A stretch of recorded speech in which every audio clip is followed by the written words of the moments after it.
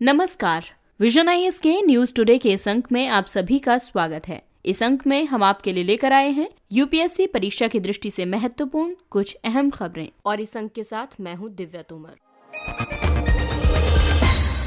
इस अंक की सबसे पहली खबर कार्बन उत्सर्जन से संबंधित है। कार्बन कर से एशियाई देशों को जलवायु लक्ष्यों की प्राप्ति में सहायता मिल सकती है। अंतर्राष्ट्रीय मुद्रा कोष के प्रबंध निदेशक ने ये विचार व्यक्त किया है कि कार्बन मूल्य निर्धारण उत्सर्जन को रोकने के लिए सबसे कुशल और लागत प्रभावी तरीका है। आपको बता दें कि वैश्विक कार्बन उत्सर्जन में एशियाई देशों की हिस्सेदारी लगभग आधी है। कार्बन उत्सर्जन पर मूल्य आरोपित करके वैश्विक तापन के लिए उत्तरदायी उत्सर्जनों को कम करने के लिए कार्बन मूल्य निर्धारण एक बाजार आधारित रणनीति है। ये दो तरह की होती है। पहला, कार्बन कर ग्रीन हाउस गैस उत्सर्जनों पर या जीवाश्म ईंधन में मौजूद कार्बन की मात्रा पर कर की दर को परिभाषित करके कार्बन का प्रत्यक्षतः एक मूल्य निर्धारित करता है। और दूसरा है उत्सर्जन व्यापार प्रणाली, यानी ग्रीन हाउस गैस के कुल उत्सर्जन पर सीमा आरोपित करती है और कम उत्सर्जन करने वाले उद्योगों को अपनी अतिरिक्त छूट को बड़े उत्सर्जकों को बेचने की अनुमति प्रदान करती है। आपको बता दें कि लगभग 40 देश पहले से ही कार्बन मूल्य निर्धारण तंत्र का उपयोग कर रहे हैं। भारत ने जीवाश्म ईंधन, जिसमें कि पेट्रोल और डीजल शामिल है, इन पर सब्सिडियों में कटौती की है और करों में वृद्धि की है। साथ ही कार्बन सब्सिडी व्यवस्था को कार्बन कराधान में बदल दिया है, जैसे कोयला उत्पादन पर वस्तु एवं सेवा कर, प्रतिपूर्ति उपकर। आइए अब कार्बन कर के लाभों के बारे में जानते हैं। भारत में CO2 उत्सर्जन पर $35 प्रति टन कार्बन के वर्ष 2030 तक सकल घरेलू उत्पाद का लगभग 2% उत्पन्न करने में सक्षम होने का अनुमान है। ऊर्जा निवेश को नवीकरणीय ऊर्जा संयंत्रों जैसी निम्न कार्बन प्रौद्योगिकियों की ओर पुनर्निर्देशित करेगी। जीवाश्म ईंधन के दहन से होने वाले वायु प्रदूषण के संपर्क में आने से होने वाली मृत्यु की संख्या में भी कमी होगी। कार्बन कर एशियाई देशों को आगामी दशक में पेरिस जलवायु समझौते के अंतर्गत अपने लक्ष्य तक पहुंचने में मदद कर सकता है। अगली खबर मौसम विज्ञान विभाग से। भारत मौसम विज्ञान विभाग ने इस वर्ष मानसून सामान्य रहने का पूर्वानुमान जारी किया है। दक्षिण पश्चिम मानसून 2021 के लिए अपने प्रथम दीर्घकालिक पूर्वानुमान में IMD ने संपूर्ण देश में सामान्य वर्षा होने की भविष्यवाणी की है। ये दीर्घावधिक औसत का 96 से 104% है। साथ ही मौसमी वर्षा दीर्घावधिक औसत का 98% होने की संभावना व्यक्त की गई है। दरअसल लॉन्ग पीरियड एवरेज का मतलब है वर्ष 1961 से 2010 के बीच औसत मानसून वर्षा से, जिसका परिमाण 88 सेंटीमीटर है। IMD ने मानसून कोर जोन के लिए एक अलग पूर्वानुमान भी विकसित किया है, जो देश के अधिकांश वर्षा आधारित कृषि क्षेत्र को दर्शाता है। ये कृषि संबंधी योजना निर्माण और फसल उपज आकलन आदि के लिए अधिक उपयोगी सिद्ध होगा। IMD दक्षिण पश्चिमी मानसून मौसम के लिए 2 चरणों का पूर्वानुमान जारी करता है, एक अप्रैल में और दूसरा मई या जून में। ये पूर्वानुमान अत्याधुनिक स्टैटिस्टिकल एंसेम्बल फोरकास्टिंग सिस्टम और dynamic global climate forecasting system model का उपयोग करके तैयार किए जाते हैं। इस वर्ष IMD ने विभिन्न वैश्विक जलवायु पूर्वानुमानों और monsoon mission coupled forecast model जैसे अनुसंधान केंद्रों से कपल्ड ग्लोबल क्लाइमेट मॉडल्स पर आधारित एक मल्टी मॉडल एंसेम्बल पूर्वानुमान प्रणाली विकसित की है। MME एक सार्वभौमिक रूप से स्वीकृत तकनीक है। इसका उपयोग एकल मॉडल आधारित दृष्टिकोण से तुलना करने पर पूर्वानुमानों की कुशलता बढ़ाने और पूर्वानुमान संबंधी त्रुटियों को कम करने में होता है। SEFS 5 पूर्वानुमान कारकों पर आधारित है। पहला है उत्तरी अटलांटिक और उत्तरी प्रशांत महासागरों के बीच समुद्र की सतह के तापमान की प्रवणता। दूसरा है भूमध्य रेखा से संलग्न प्रशांत और हिंद महासागर में समुद्र की सतह के तापमान की स्थिति। तीसरा है पूर्वी एशिया औसत समुद्र तल दबाव। चौथा है उत्तर पश्चिमी यूरोप में भूसतही वायु का तापमान और पांचवा है भूमध्य रेखीय प्रशांत उष्ण जल की मात्रा। CFS मॉडल में एक विशिष्ट समय में भूमि, वायुमंडल और समुद्र की स्थिति गणितीय रूप से सुपर कंप्यूटर पर अनुरूपित होती है और मॉनसून के महीनों के पूर्वानुमान में शामिल होती है। IMD पृथ्वी विज्ञान मंत्रालय के अंतर्गत मौसम विज्ञान आधारित अवलोकन, मौसम पूर्वानुमान और भूकंप विज्ञान से संबंधित प्रमुख सरकारी एजेंसी है। अगली खबर धन शोधन मामले से। ब्रिटेन ने नीरव मोदी के प्रत्यर्पण को स्वीकृति प्रदान की। ब्रिटेन के गृह सचिव ने भगोड़े व्यवसायी नीरव मोदी के प्रत्यर्पण को स्वीकृति दे दी है, क्योंकि ब्रिटेन के एक न्यायालय ने उसे पंजाब नेशनल बैंक घोटाला मामले में धोखाधड़ी और धन शोधन के लिए दोषी पाया था। उच्चतम न्यायालय के अनुसार प्रत्यर्पण एक राज्य की ओर से दूसरे राज्य को अपराधियों को सौंपने की एक व्यवस्था है। ऐसे अपराधी अक्सर दूसरे देश में किए गए अपराधों के एवज में उन देशों के न्यायालयों में अभियुक्त या दोषी ठहराए गए होते हैं। इसलिए संबंधित देश उनकी तलाश में प्रयासरत रहता है और वे वांछित अपराधी होते हैं। जांचाधीन, विचाराधीन और दोष सिद्ध अपराधियों के मामले में आरोपी के प्रत्यर्पण का अनुरोध किया जा सकता है। प्रत्यर्पण अधिनियम 1962, जिसका 1993 में संशोधन किया गया, प्रत्यर्पण के लिए भारत को विधायी आधार प्रदान करता है। भगोड़े अपराधियों के प्रत्यर्पण के लिए किसी विदेशी राष्ट्र के साथ भारत द्वारा की गई संधि, समझौते या व्यवस्था को एक प्रत्यर्पण संधि के रूप में परिभाषित करता है। साथ ही इसमें भगोड़े अपराधियों के प्रत्यर्पण से संबंधित और 15 अगस्त 1947 से पूर्व हस्ताक्षरित वे सभी संधियां, समझौते या व्यवस्थाएं शामिल हैं जिनका भारत एक पक्षकार है और जो इस पर बाध्यकारी हैं। भारत ब्रिटेन प्रत्यर्पण संधि पर वर्ष 1992 में हस्ताक्षर किए गए थे। विदेश मंत्रालय भारत में प्रत्यर्पण का नोडल प्राधिकरण है। प्रत्यर्पण किसी व्यक्ति के अनुरोध पर उपलब्ध नहीं है। प्रत्यर्पण के लिए प्रतिबंध तब है जब किसी संधि की अनुपस्थिति हो या फिर सैन्य और राजनीतिक अपराध का मामला हो। अगली खबर नागरिकता से संबंधित है। केंद्र ने प्रवासी भारतीय नागरिक यानी OCI कार्ड्स दोबारा जारी करने संबंधी मानदंडों में छूट प्रदान की है। वर्तमान में आवेदक के चेहरे में जैविक परिवर्तन को ध्यान में रखते हुए OCI कार्ड को 20 वर्ष की आयु तक प्रत्येक बार नया पासपोर्ट जारी होने और एक बार 50 वर्ष की आयु पूरी होने के बाद दोबारा जारी करने की आवश्यकता होती है। ये प्रावधान समाप्त कर दिया गया है और अब OCI कार्ड को केवल एक बार तब दोबारा जारी किया जाना है जब आवेदक को 20 वर्ष की आयु पूर्ण करने के बाद एक नया पासपोर्ट जारी किया जाता है। अन्य के लिए OCI कार्ड को नवीनीकृत करने की आवश्यकता नहीं है। आइए अब जानते हैं OCI कार्ड के बारे में। ये नागरिकता अधिनियम 1955 की धारा 7A के तहत OCI कार्ड धारक के रूप में पंजीकृत व्यक्ति हैं। आइए अब आपको बताते हैं कि OCI कार्ड को धारण करने के लिए कौन सी अर्हताएं होनी चाहिए। ये एक ऐसा विदेशी नागरिक है जो 26 जनवरी 1950 को भारत का नागरिक बनने के लिए पात्र था, जो ऐसे किसी नागरिक का पुत्र या पुत्री,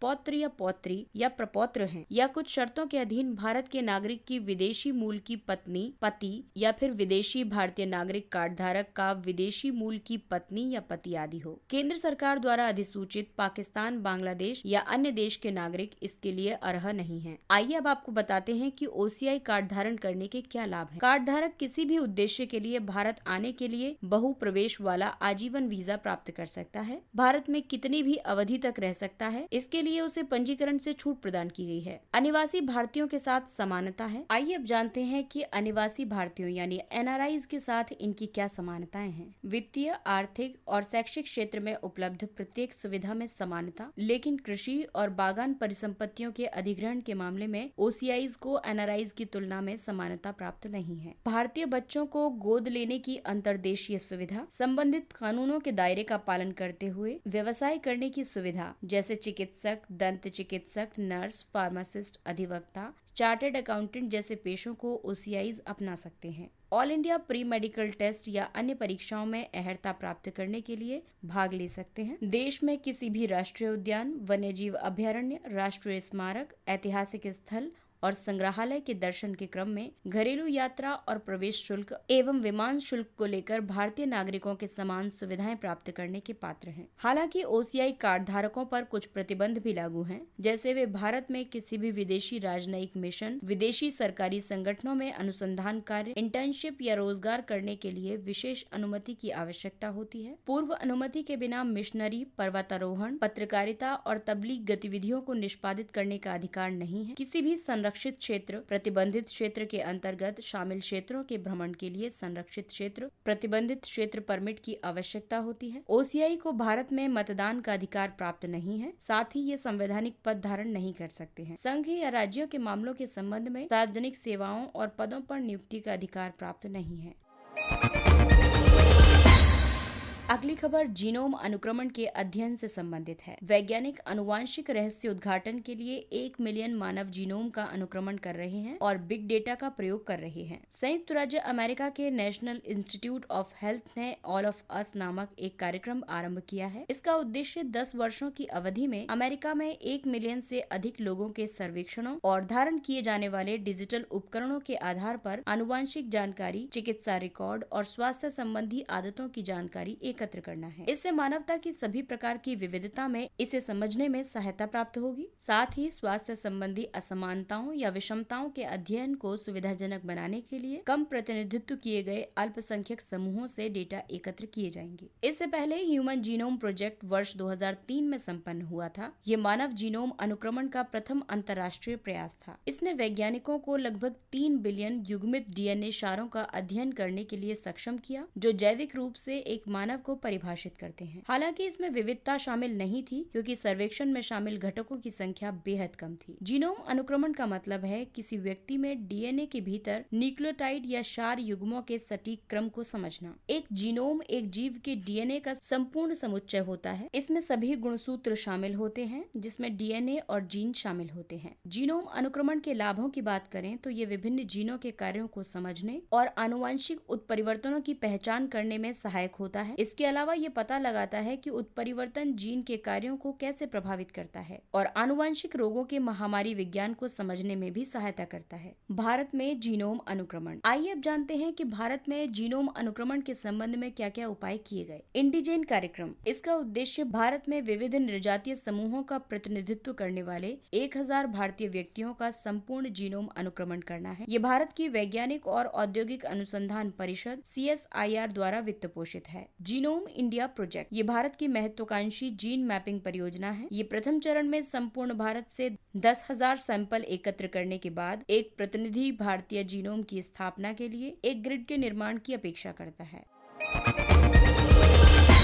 आइए हम नजर डालते हैं कुछ संक्षिप्त किंतु महत्वपूर्ण खबरों पर। NATO code name SA-21 Growler. रूस भारत को वायु रक्षा प्रणाली S-400 ट्रायम्फ का प्रथम सेट प्रदान करने जा रहा है। ये एक लंबी दूरी की सतह से हवा में मार करने वाली मिसाइल प्रणाली है। इसमें अधिक ऊंचाई और कम ऊंचाई पर लक्ष्यों को पता लगाने और उसे नष्ट करने की क्षमता है। साथ ही ये मिसाइलों की अभेद्य ग्रिड का निर्माण भी करती है। इसमें 40 किलोमीटर, 100 किलोमीटर, 200 किलोमीटर और 400 किलोमीटर की परास वाली 4 अलग अलग प्रकार की मिसाइलें हैं, जिन्हें बहुत कम समय में तैनात किया जा सकता है। ये इलेक्ट्रॉनिक जैमिंग के विरुद्ध प्रतिरोधी है।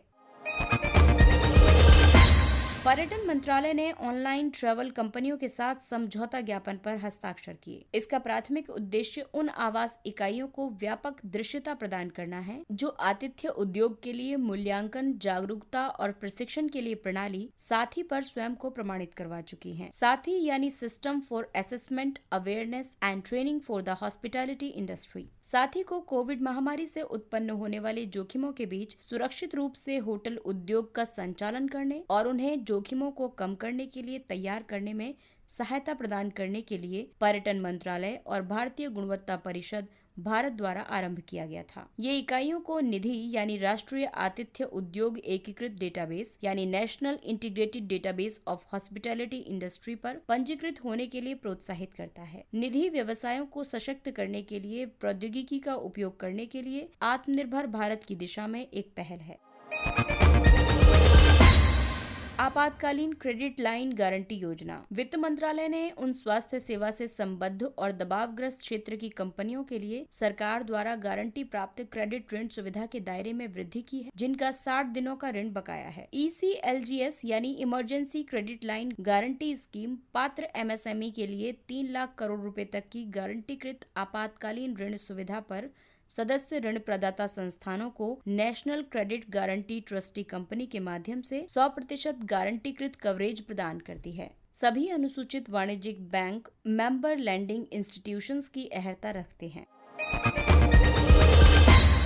नासा स्पेस एक्स क्रू 2 प्रक्षेपित करने की तैयारी कर रहा है। अमेरिकी अंतरिक्ष एजेंसी नासा अगले सप्ताह अंतर्राष्ट्रीय अंतरिक्ष स्टेशन पर 4 अंतरिक्ष यात्रियों के साथ स्पेस एक्स क्रू 2 का प्रक्षेपण करने के लिए तैयार है। ये मिशन 6 क्रू मिशनों में से दूसरा है जिसे नासा और स्पेस एक्स द्वारा नासा के कमर्शियल क्रू प्रोग्राम के हिस्से के रूप में संचालित किया जाएगा। पिछले वर्ष नवंबर महीने में क्रू 1 का ISS पर सफलतापूर्वक प्रक्षेपण किया गया था। कमर्शियल क्रू प्रोग्राम एक परियोजना है जिसमें नासा निजी संस्थाओं के साथ मिलकर रॉकेट और अंतरिक्ष यानों का निर्माण कर रहा है। इसका उद्देश्य अंतरिक्ष में पहुंच को लागत प्रभावी बनाना है। इसके साथ ही ये अंक समाप्त होता है। अगले अंक में फिर मुलाकात होगी कुछ अन्य महत्वपूर्ण खबरों के साथ, लेकिन तब तक के लिए विजन IAS की पूरी टीम आपसे अपील करती है कि दवाई भी और कड़ाई भी के मंत्र को याद रखें, मास्क पहनें, हाथ और मुंह साफ रखें और 2 गज दूरी का पालन करें। और इसके साथ ही अब हमें दीजिए इजाजत। नमस्कार।